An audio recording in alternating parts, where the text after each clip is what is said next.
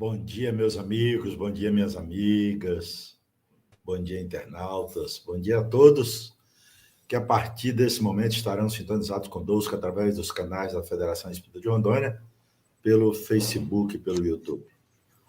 Bom dia à nossa equipe de arte, bom dia à nossa equipe de comunicação, Naira, Daliane, Nelly, enfim, a todos.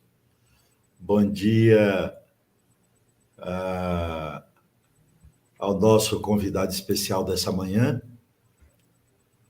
nosso amigo Mário Vitor. Bom dia, Mário. Um prazer estar com você nessa manhã. Bom dia, seu Pedro. É uma honra estar aqui com vocês. Então, seja bem-vindo. Nós vamos iniciar a nossa oração, pedindo desculpa aos companheiros, que o nosso computador está com um probleminha e por isso atrasou um pouquinho. Mas vamos manter os pensamentos elevados, sintonizados com as esferas superiores do mundo espiritual, estendendo nossa gratidão a Deus, nosso Pai, a Jesus, nosso Mestre, Senhor, guia e modelo de toda a humanidade, aos benfeitores amigos que nos assistem, que nos amparam, que nos guiam e que trabalham incessantemente pela nossa vitória no bem. Nossa gratidão eterna, nossa gratidão sincera do fundo de nossas almas, pelo amparo, pela proteção, pelo apoio permanente, sempre. Nossa gratidão pelo conhecimento espírita em nossas vidas, conhecimento que liberta, que nos promove, que nos impulsiona na direção de Deus e da felicidade, desde que observemos esses ensinamentos e os coloquemos na intimidade de nossas almas. Senhor Jesus, abençoa o nosso trabalho desta manhã mais uma vez, para que tudo possa transcorrer num clima de fraternidade e de muita paz. Que assim seja, Senhor. Meus amigos, minhas amigas, temos o prazer de receber nesta manhã nosso amigo Mário Vitor, dirigente do Centro Espírita Allan Kardec, da cidade de Vilhena, aqui no estado de Rondônia, é o responsável pela mensagem dessa manhã. Muita alegria que o recebemos, meu amigo, com você a partir desse momento. Obrigado, seu Pedro. Naira, cumprimento a todos aqueles que nos assistem. Faço isso na pessoa do nosso presidente da Federação Espírita do Estado de Rondônia, que é o nosso senhor Pedro, que estava agora há pouco na nossa tela. Cumprimento a todos os internautas que nos assistem, nos ouvem em todas as plataformas em que essa live está sendo transmitida. Bom, como o senhor Pedro mencionou, sou aqui de Vilhena, sou dirigente do Centro Espírita Allan Kardec, e foi me passado a missão de hoje estar com vocês nessa mensagem da manhã. O nosso tema ele é muito interessante, ele traz situações do espírito após a morte. E a doutrina espírita, ela traz para nós gemas preciosas em relação a esse tema, como em relação a vários outros temas da nossa vida, como seres imortais.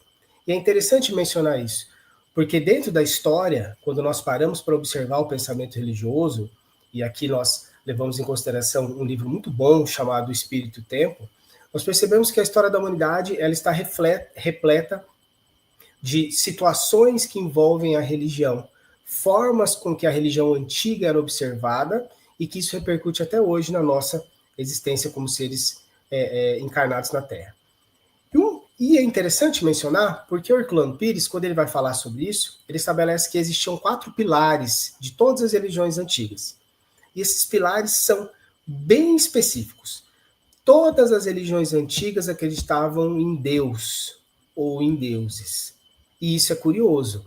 No livro do glorioso Leon Denis, ele até estabelece que todas as religiões antigas tinham um Deus criador.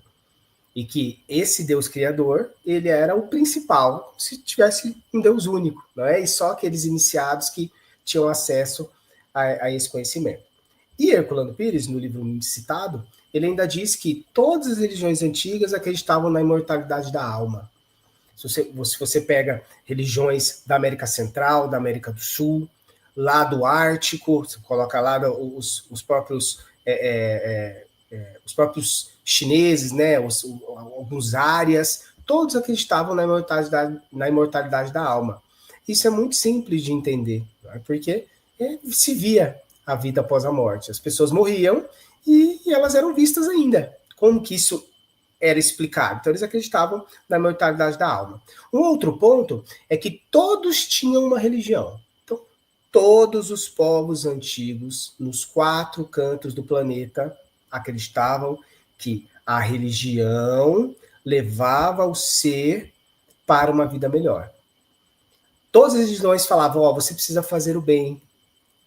É importante que você viva bem, para que a partir daí você vá para um local melhor. Né? Nenhuma religião dizia assim, faça o mal. Né? Trate mal sua família. Não, nenhuma religião dizia isso. Todas falavam que era para nós fazermos o bem. E por último, num 4 pilar, a consequência dessas leis levavam a pessoa para um local melhor após a morte. Então, todas as religiões antigas diziam que nós iríamos responder pelos nossos atos.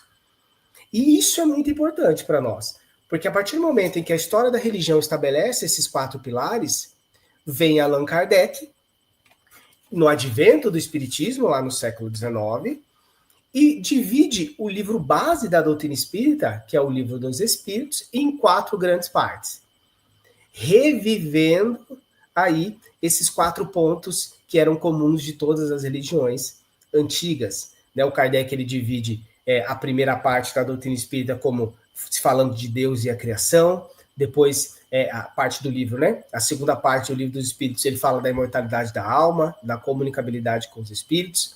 A terceira parte fala do lado moral, são as leis morais. E por último, a quarta parte, penas e gozos, ele vai falar das consequências dos nossos atos, para onde nós vamos.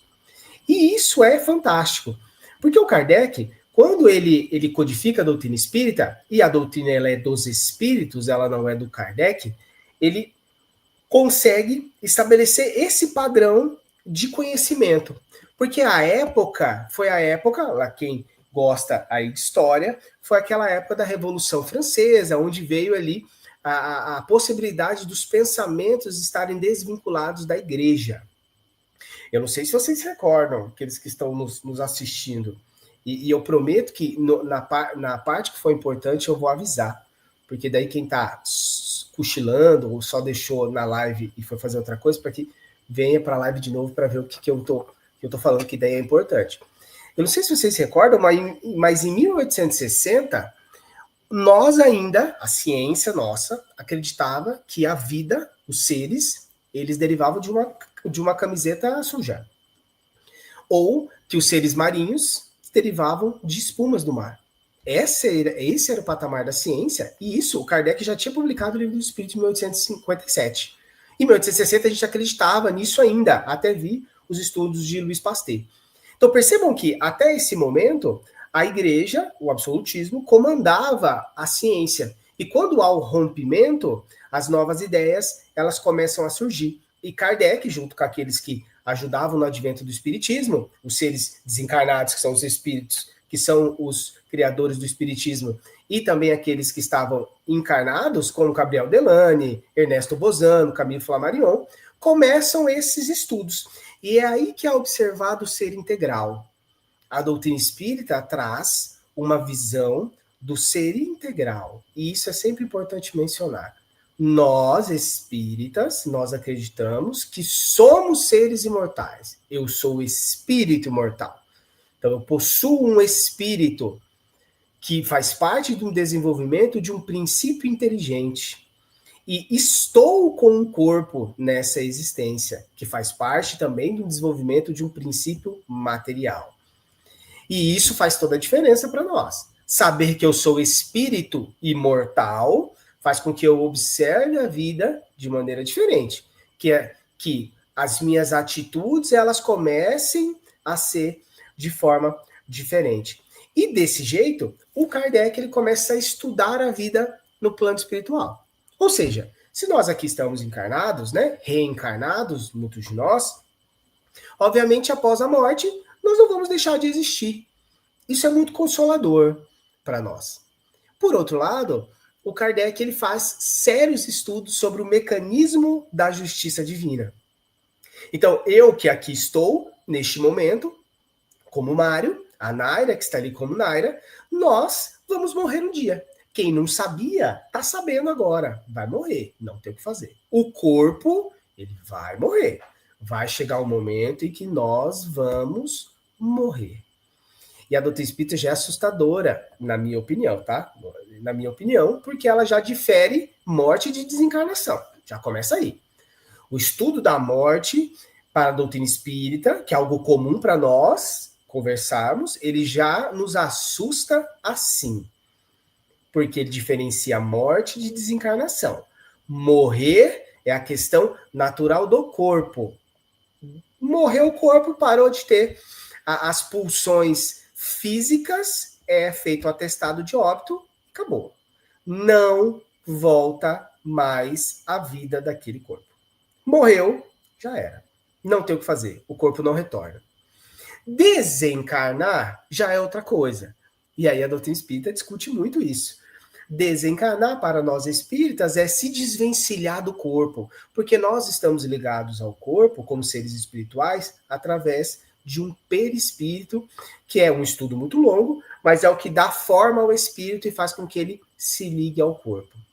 É claro, né, que fica muito simplista falar dessa forma, mas é como se o espírito fosse um ser espiritual e o corpo é um ser material. O perispírito ele vai fazer esse elo. Então é um invólucro semimaterial, no dizer de Kardec. Então percebam que desencarnar é eu me desvencilhar do corpo. É eu me desvencilhar daquilo que eu passei nessa existência de forma material. E aí que as coisas elas ficam interessantes. Porque o Kardec, discutindo esse mecanismo da justiça divina, em um livro maravilhoso, e não só nele, mas ele é objeto bastante do nosso estudo hoje, chamado O Céu e o Inferno, o Kardec, ele começa essas discussões sobre o mecanismo da justiça divina e ele já traz um julgamento que é interno. Essa é a primeira gema preciosa desse nosso tema de hoje. Para a doutrina espírita, o nosso julgamento após a morte, ele é interno. Todas as nossas atitudes aqui na existência e nas existências pregressas ficam conosco. Só nós sabemos o que nós somos. Só nós. Às vezes nós observamos pessoas, né? Convivemos com familiares, observamos situações e, assim, e julgamos, né? Ou pensamos, nossa, que pessoa boazinha. Nossa, que coitadinho. Nossa, que ser de luz. Mas só aquela pessoa sabe o que ela é. Às vezes a gente se esconde através de máscaras, às vezes a gente quer aparentar para as pessoas de fora que somos ótimos, caridosos, amorosos, mas dentro de casa somos tiranos. Ou fazemos o bem sem que ninguém veja. E muitas vezes somos observados como pessoas que não têm uma moral tão ilibada assim na rua. E olha que interessante. Para a doutrina espírita, esse julgamento ele é interno. Só nós que sabemos o que nós fazemos. E isso é interessante, porque após a morte, nós seremos julgados. Por quem? Pela lei divina. Na questão 621 de O Livro dos Espíritos, o Kardec pergunta onde está escrita a lei de Deus. E a resposta ela é interessantíssima. Os Espíritos colocam na consciência. Então, quando nós desencarnamos, quando nós morremos, nós seremos julgados por nós mesmos, pela lei da nossa consciência. Não vai ter outra pessoa. Não haverá um ser superior, ou um mentor, ou seres nos observando e dizendo, cadê suas testemunhas? Cadê o seu... Um processo que a gente conhece aqui na Terra, né, do próprio direito. Não haverá. Esse julgamento ele é nosso. E a gente não consegue fugir de nós mesmos, né? No livro Vida e Sexo, o Emmanuel vai dizer que ninguém lesa a outrem sem lesar a si mesmo. As coisas que nós fazemos que fogem à lei de Deus, elas nunca vão ficar despercebidas por nós mesmos. Nós que vamos nos julgar. É com isso que nós começamos a observar que é importante colocar em prática tudo aquilo que a gente conhece. Quanto mais se sabe, mais será cobrado. É importante ter a doutrina espírita para guiar os nossos passos. E com isso, falando do julgamento interno, falando do que vai acontecer conosco após a morte, o Kardec, no livro O Céu e o Inferno, que eu mostrei para vocês agora há pouco, ele traz de uma maneira fantástica um item chamado o Código Penal da Vida Futura. Ele não é um código penal como o código penal que a gente conhece aqui, da positivado aqui no direito brasileiro, e o Kardec nem tinha essa pretensão também de colocar como uma lei e tudo mais, né, onde ele morava, não sei o quê, não é nem isso. O Kardec ele coloca para que a gente entenda esse mecanismo da lei. Como que a lei de causa e efeito ela vai atuar? Ou, pelo menos, como que isso será feito? Por que nós sofremos? Todo mundo quer a resposta, né? A gente adora ser coitadinho. A gente pensa assim, ai meu Deus, eu sofro demais, não sei o quê. Então, o Kardec ele já traz esse Código Penal da Vida Futura. Existem alguns itens, ele não chama de artigos, ele chama de itens, mais ou menos mais de 30, e ele coloca ali alguns itenzinhos em que ele vai estabelecer algumas questões ligadas a isso. A primeira coisa que a gente observa do Código Penal da Vida Futura é que o mal está dentro de nós. Olha que coisa maravilhosa que é isso. O mal, as coisas que nós fazemos, como eu mencionei agora há pouco, não sai de nós. Podem atingir outras pessoas, é óbvio, e nós vamos responder por isso, mas ele está em nós. O sofrimento, no dizer do Kardec, em O Código Penal da Vida Futura, ele existe por conta da nossa imperfeição moral. E aqui é algo interessante, porque no Céu e Inferno, mas também o Livro dos Espíritos, o Kardec ele desvirtua muitas das coisas que nós espíritas muitas vezes já ouvimos em alguns locais. Que é dizendo assim, para Deus, ou você vai para Deus pelo caminho da dor, ou você vai para Deus pelo caminho do amor. Isso não é doutrinariamente correto. Para a doutrina espírita, não existe o caminho da dor, do sofrimento. Aí todo mundo deve estar assim, meu Deus, né? Ai. Olhando para o lado, né? Pensando assim, aquele meme do carro, do negócio, né? As pessoas param e ficam olhando. E agora? Pois é, eu provo. Questão 614 de O Livro dos Espíritos. Onde é a lei natural? Os Espíritos respondem, a lei natural é a única em que o homem deve seguir. E ele só é infeliz porque dela se afasta. Isso trazendo, né, resumindo a resposta, que é uma resposta não tão curta assim. O que isso significa? Significa que nós só temos um caminho. Só há um caminho a se seguir, que é o caminho do amor. Todas as outras visões que a gente tem de sofrimento ou de descaminho, elas levam ao sofrimento. Então, eu estou no caminho do amor, o caminho de Deus, que é o único, da lei divina. Se eu vou para o descaminho, obviamente eu vou sofrer. E esse descaminho, o sofrimento, vai fazer com que eu observe o que eu estou fazendo e retorne ao caminho do bem, ao caminho do amor e tudo mais. Então, quando o Kardec ele coloca isso, que não existe o caminho da dor, ele começa a discutir no Código Penal da Vida Futura por que nós sofremos. O porquê do sofrimento. E a primeira coisa que ele estabelece é, nós podemos sofrer nessa vida, pelos atos que nós cometemos, podemos sofrer após essa vida. E podemos sofrer no plano espiritual. Esse é um dos padrões aí para que a gente resgate as nossas imperfeições, aquilo que nós fazemos que foge à lei de Deus. Então, existem coisas que nós estamos passando nessa vida, no dizer da doutrina espírita, que somos nós mesmos que praticamos agora. São consequências dos atos dessa existência. É claro que tem coisas que nós estamos fazendo aqui, principalmente aquelas que ninguém sabe, né, que ficam encobertas, que nós vamos resgatar numa próxima encarnação. E olha que interessante, existem coisas que nós fazemos, ou que já fizemos em outras encarnações, que a gente nem tem capacidade ainda de espiar, a gente nem tem capacidade ainda de reparar.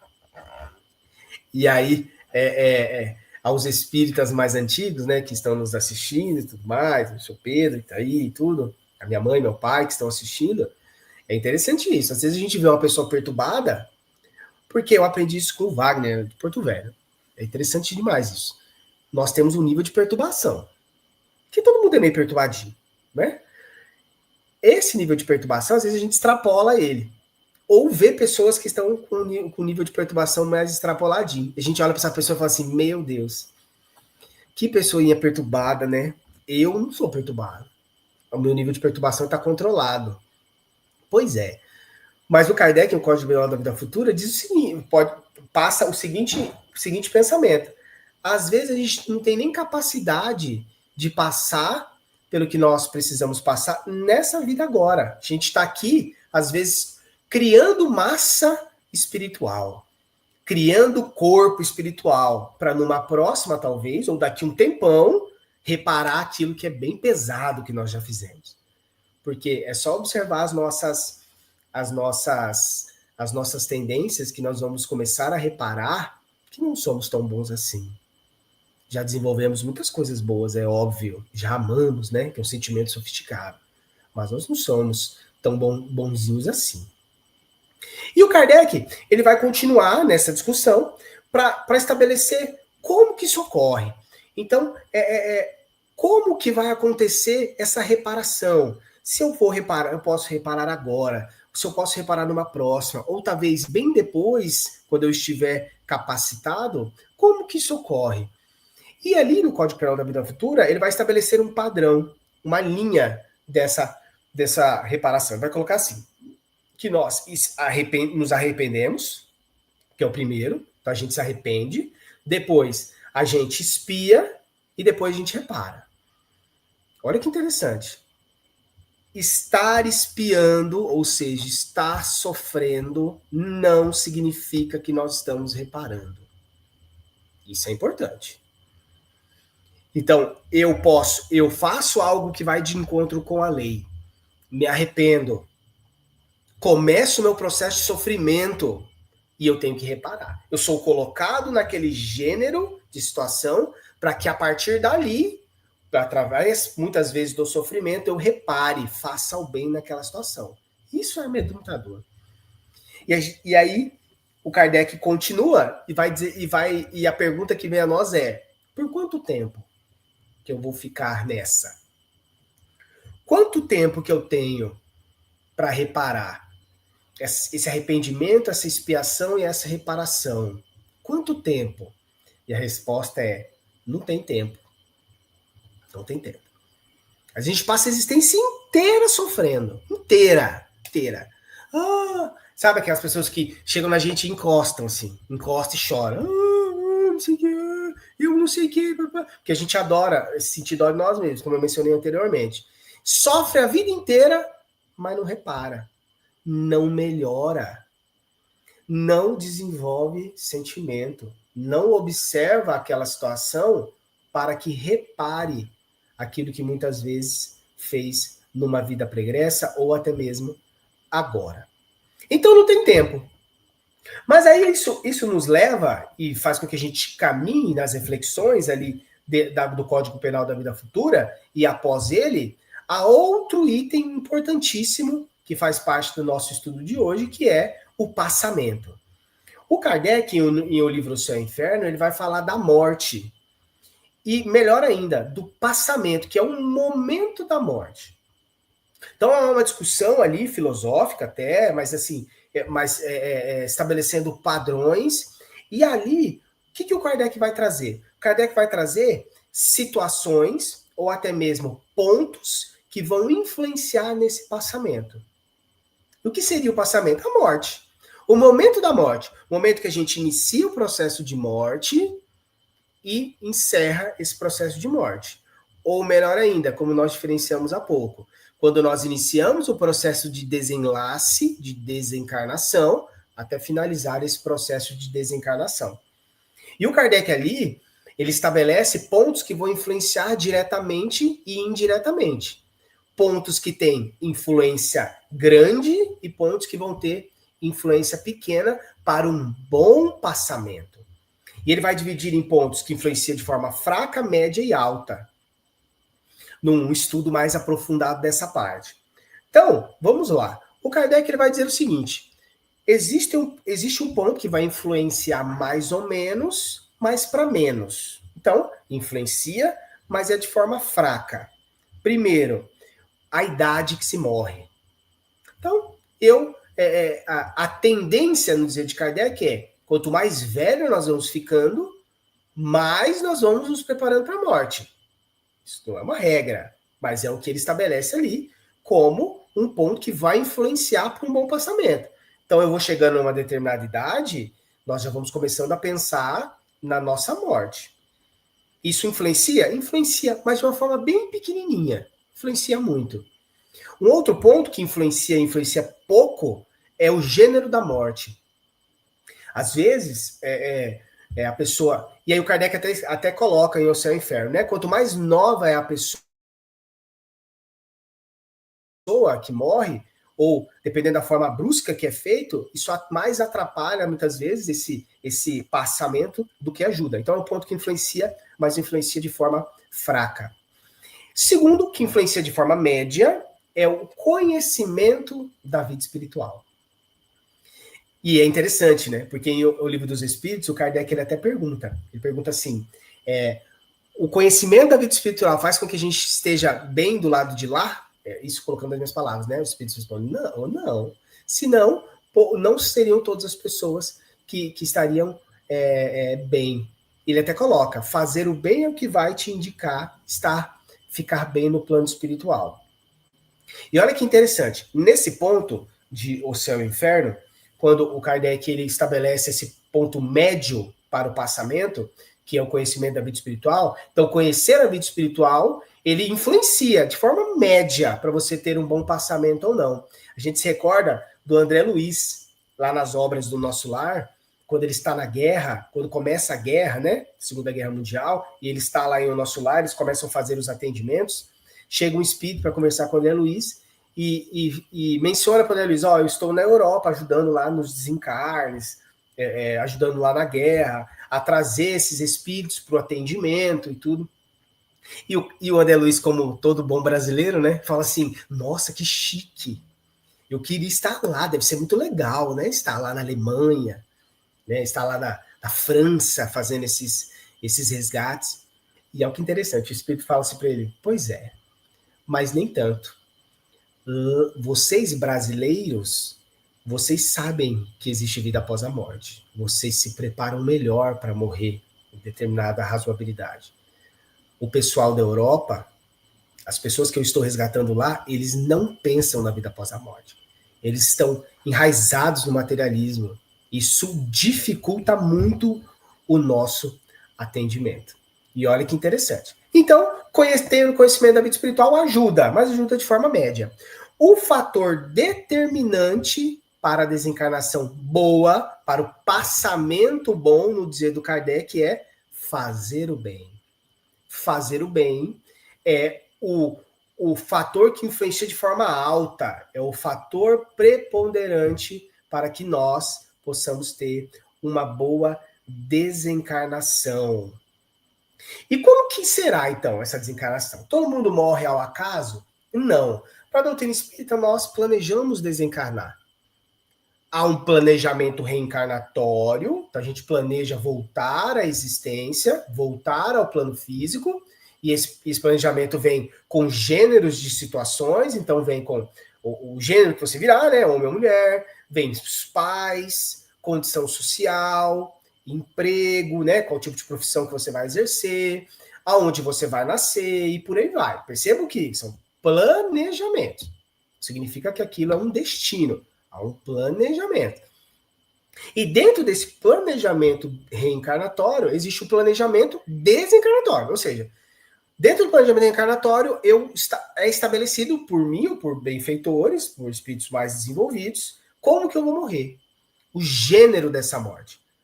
O gênero dessa morte, ele pode ser um gênero expiatório, às vezes o espírito ele tem um clichê mental, porque, não se esqueçam, nós que fazemos o nosso próprio julgamento. Então, muitas vezes, pelas maldades que eu já fiz, eu trago clichês no meu espírito.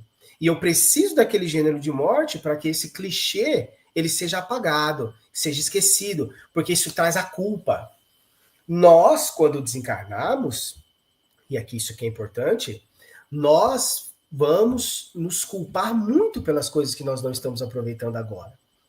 Porque como seres imortais, sem a presença da carne, a gente almeja Deus. Nós observamos o esplendor do universo.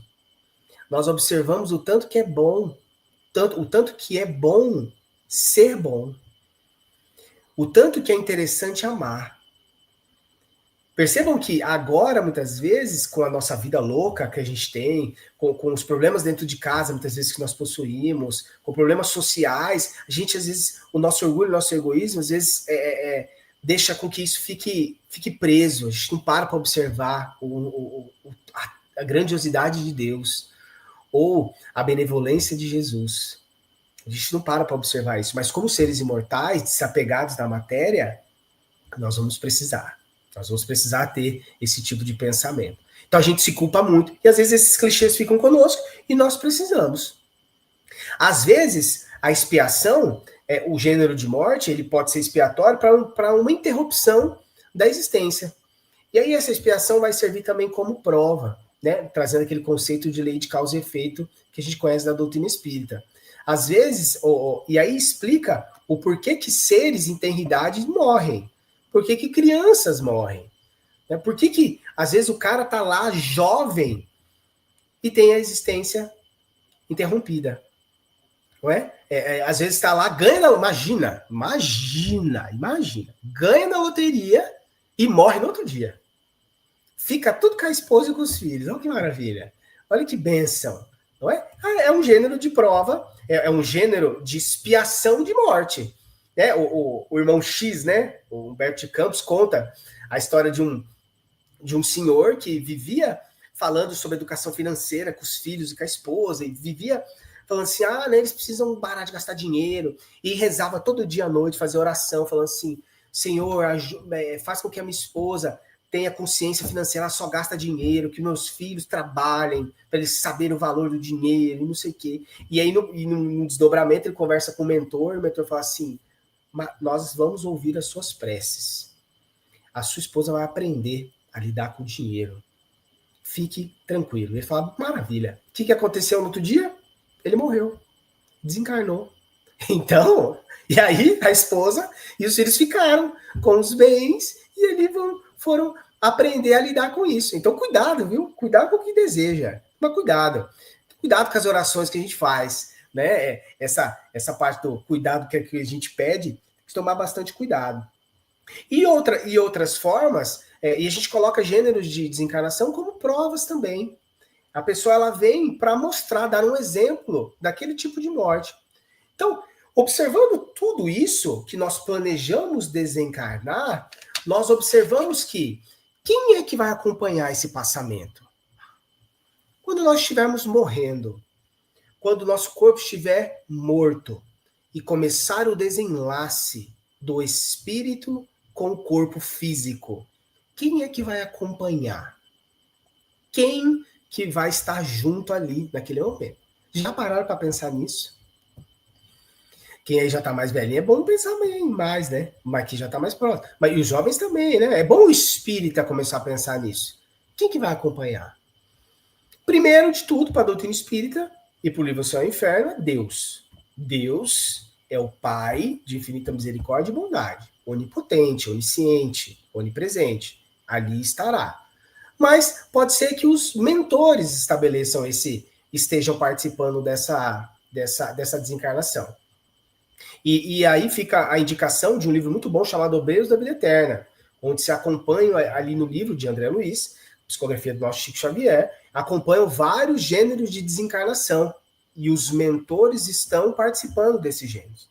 Pode ser que os mentores participem ali auxiliando, pode ser que seja um familiar que participe.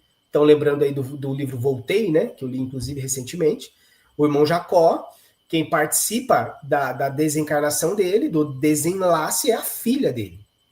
Filha dele, que já era desencarnada, né, óbvio, ela participa ali do desenlace. Não é nenhum mentor, é só ela. Ela vem e participa do desenlace dele.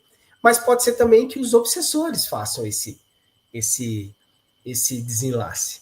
Olha aí, viu? Pensem bem. Os obsessores. Lá no livro Obreiros de Vida Eterna, que eu citei agora há pouco, Tem um moço que era um senhor de engenho, numa reencarnação passada, em que, quando os mentores chegam para fazer o desenlace, para ajudar nessa desencarnação, chegam os obsessores dele. Falam, pode ser, ele é nosso. Percebam que não é que os mentores não participam ali, mas eles, o morto, ou o desencarnante, ele está ligado às entidades, e é por isso que elas que participam ali daquele desenlace. Então percebam quão amplo é isso. A lei, muitas vezes, é a própria lei que faz esse desencarne. Não é mentor, não é parente, não é obsessor. A própria lei. A própria pessoa faz o desenlace dela, a depender do nível de evolução. Então, seres mais evoluídos tendem a não precisar de ajuda. É claro que, quanto mais tempo a gente passa como seres imortais, mais a família espiritual nós vamos angariando. Isso é natural. Nós vamos nos tornando pessoas queridas. Nós vamos nos tornando pessoas amadas, amáveis. É claro, a gente vai adquirindo um pouco de pessoas que não gostam muito de nós, mas nós também vamos adquirindo pessoas que gostam. Então, com tudo isso, o Kardec, não é nem em outro livro, é em O Céu e o Inferno, ele vai trazer situações dos espíritos após a morte. Kardec, na segunda parte do livro O Céu e o Inferno, ele vai trazer vários exemplos de tipos de desencarne, ou tipos de espíritos após a morte. O Kardec ele vai separar por grupos, e ele vai estabelecer sete grupos, cada um deles de forma diferente.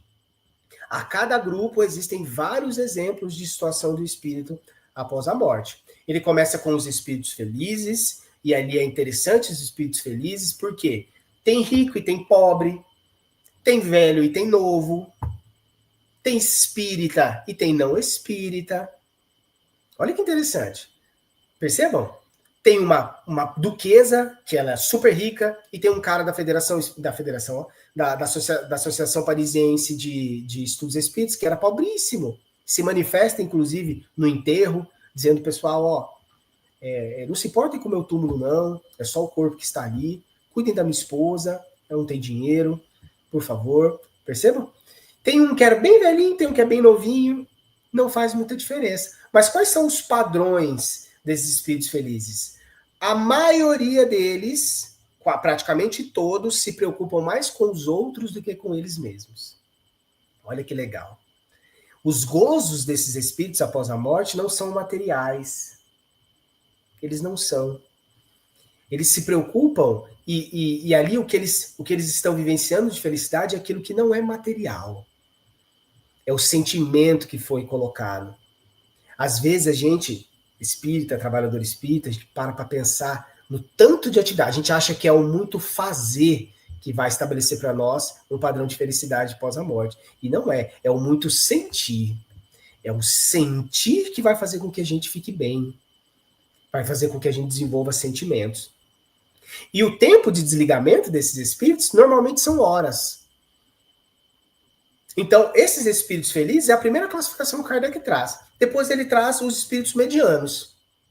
Esses é aquele, né? Ele não tá nem lá e nem cá. Ele não é sofredor, muito sofredor, mas ele também não é muito felizão. Não é um cara muito feliz. Mas todos trazem como padrão o arrependimento. Se os espíritos felizes, o Kardec traz 18 exemplos, nos espíritos arrependidos, dos espíritos medianos, quer dizer, ele traz 6 exemplos. E esses espíritos medianos, eles trazem uma característica importante, que é o arrependimento. E quando o Kardec conversa com esses espíritos, fica estabelecido o tempo de desligar, porque o Kardec sempre perguntava, né? Quanto tempo faz que você morreu? Quanto tempo que foi esse desligamento? E esses espíritos já são dias. Nos espíritos felizes eram horas, esses já são dias para desligar. E uma coisa que é comum de todos eles é que eles se arrependem do tempo perdido. Olha que interessante. Esses espíritos, eles não se doaram para o outro. Eles não eram espíritos que fizeram maldade, pessoas que fizeram algo de mal, mas também não cruzaram a linha de se doar para o outro. Estabeleceram uma conexão de caridade, de amor ao próximo e tudo mais. Ficaram só na mediandade. E a partir daí, o Kardec, indo para o terceiro tipo de espíritos, vai para os espíritos sofredores. Lá, ele traz 10 espíritos sofredores. E o tempo de desligamento desses espíritos é variado. Podem ser anos, podem ser dias. E a partir dali, o que se estabelece de início já? A vida material. Praticamente todos esses espíritos têm em comum que eles lidavam mais com a parte material do que com a parte espiritual.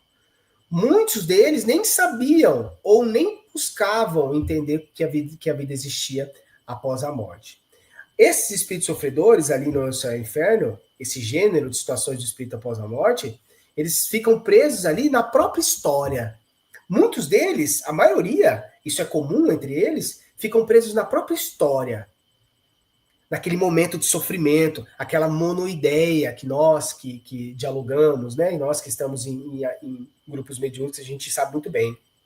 Ficam presos àquela ideia. E olha que legal. E aí, quem está dormindo, pedir que acorde. Ou quem está olhando para o lado, presta atenção aqui, rapidinho. Esses espíritos sofredores colocam sempre a culpa nos outros. Olha que coisa maravilhosa que é isso. A gente coloca a culpa nos outros? Por exemplo, quem que tem certeza que o que está passando agora é única e exclusivamente por sua causa, pela própria causa? Quem de nós que só coloca a culpa nos outros? Ficou para refletir. Esses espíritos sofredores que o Kardec cita na parte 3 de O Céu e o Inferno, no item 3, né, no capítulo 3, eles colocam, é algo comum entre eles. A culpa é sempre dos outros e tem a vida material. Em seguida, para a gente caminhar aqui para encerrar encerrar esse nosso estudo, tem os suicidas. Os suicidas são 9 casos. E é sempre muito triste as falas dos suicidas. Existem, e nesse item o Kardec traz vários exemplos diferentes, bem interessante. Tem um tipo de suicida em que ele chegou, era um cara que amava uma moça, chegou na porta da casa dela, queria falar com ela, ela não queria, ele foi se suicidou na porta da casa dela. Tem uma mãe que o filho morre de uma doença, ela se suicida para ir atrás dele. E os gozos desses espíritos, o porquê que eles só, as penas deles são variáveis. O que é importante? Não são eternas. Nenhuma pena é eterna para o espiritismo. E o sofrimento, isso é importante, ele é único e exclusivamente moral. A gente às vezes fica pensando, né, que o suicídio ele vai sofrer de forma material. Não, sofrer de forma moral. Olha que interessante isso. Então, ali, nos suicídios, e vale a pena nós estudarmos isso nas nossas casas espíritas, nos nossos grupos de estudo, esse mecanismo, muitas vezes, ele faz com que a pessoa fique ligada ao corpo, veja o corpo estar ali em estado de putrefação e tudo mais, por conta da ligação do fluido vital. Ou muitas vezes não é isso. A mãe, por exemplo, que se suicidou para que fosse encontrar o filho, a pena dela, o sofrimento dela era porque ela não encontrava. Então ela se via como esse espírito, buscava o filho e não achava.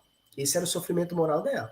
E para a doutrina espírita, o sofrimento moral ele é muito maior e muito pior do que o sofrimento material. E seguindo, o Kardec traz situações de espíritos após a morte, como criminosos arrependidos, por exemplo. Não são espíritos endurecidos, não são espíritos suicidas, mas são os sofredores que se arrependeram daquilo que fizeram. Eles tinham a possibilidade, tinham muitas vezes o conhecimento e se arrependem depois que fazem aquilo. Tem o caso e aí quem já leu O Céu e o Inferno, né, e vale a pena a leitura, do caso do assassino que aparece se mostra na reunião mediúnica como com a camisa cheia de sangue, com a faca na mão, e conforme o dialogador vai falando com ele, o Kardec vai conversando com ele, vai sumindo o sangue da camiseta, ele vai soltando a faca, é bem interessante a leitura desse caso. Tem um bispo que matou um padre, e aí esse bispo ele fala do arrependimento dele. Em comum eles têm a violência nesse grupo de espíritos, né? O arrependimento que eles chegam.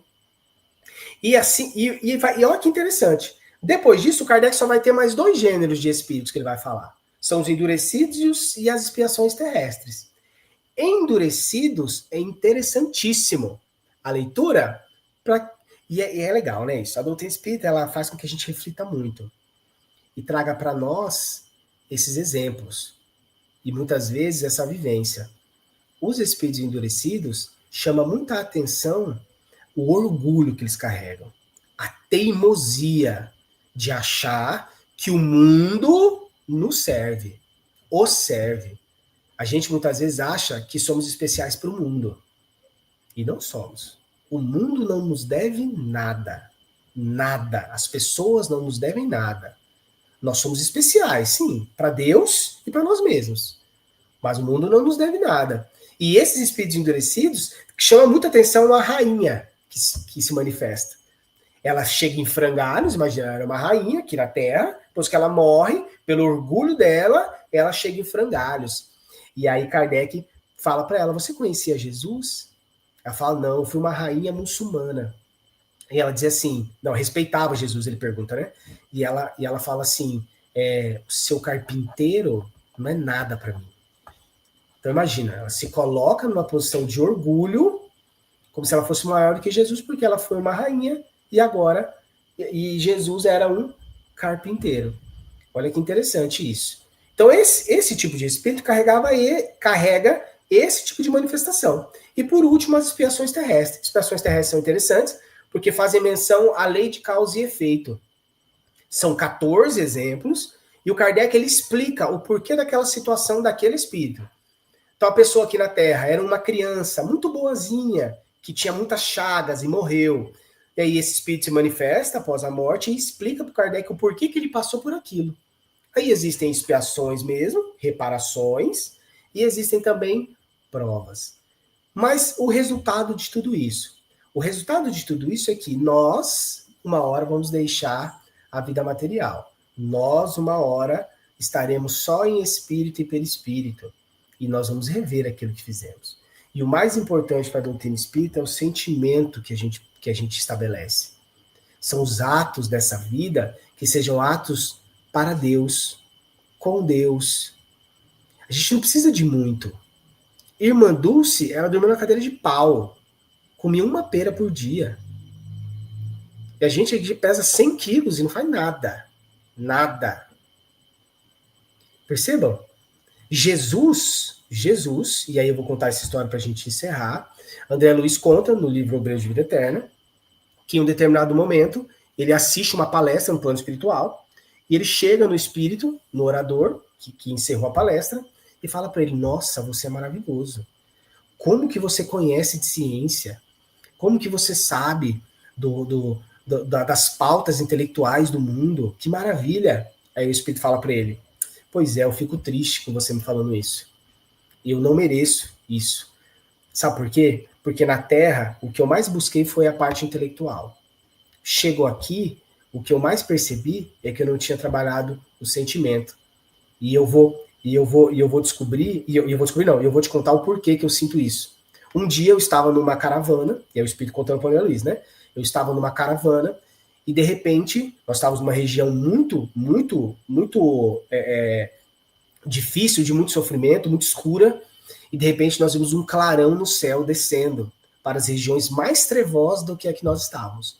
E o mentor olhou para mim e eu perguntei a ele, quem é? O que aconteceu? Quem é esse raio descendo? Essa bola de luz descendo para regiões piores? E o mentor falou, para esse espírito que estava contando para o Luiz, né? Ali é Jesus. Jesus e sua caravana. Indo resgatar alguém. E o espírito fala para o Luiz, né? Falei, aí eu percebi que é o que eu tenho que sentir, que é o que vai valer. Jesus dizia que é ser grande, seja o menor entre os homens. Olha que interessante. Então é com isso, meus irmãos e minhas irmãs, que me aguentaram até agora, nós encerramos essa fala e eu agradeço a todos que permaneceram conosco até agora.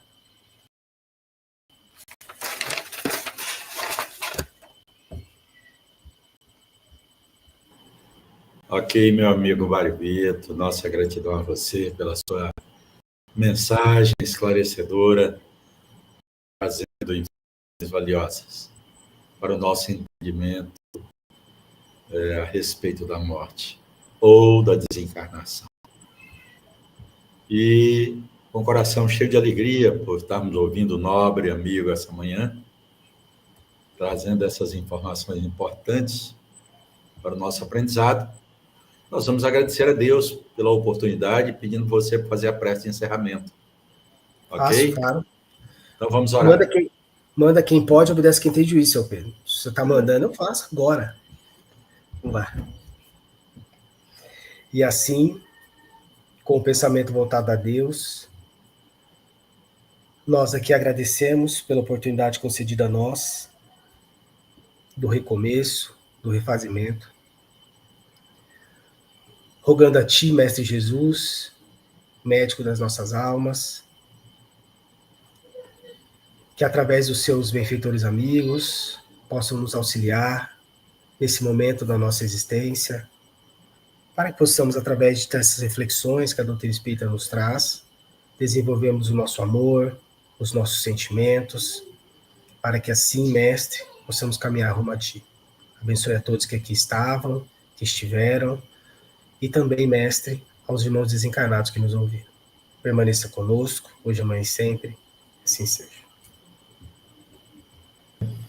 Ok, meu amigo, nossa gratidão a Deus, aos benfeitores, a todos que estiveram conosco nesta manhã, aqueles que vão estar conosco na parte da tarde, à noite e nos dias que se seguem, porque a nossa palestra fica à disposição de todos os internautas que quiserem assisti-la no momento oportuno. Obrigado, Mário Vitor, obrigado, nossa equipe, obrigado, internautas. Beijo no coração de todos, que a paz do Cristo permaneça em cada coração. Até domingo que vem, se Deus quiser.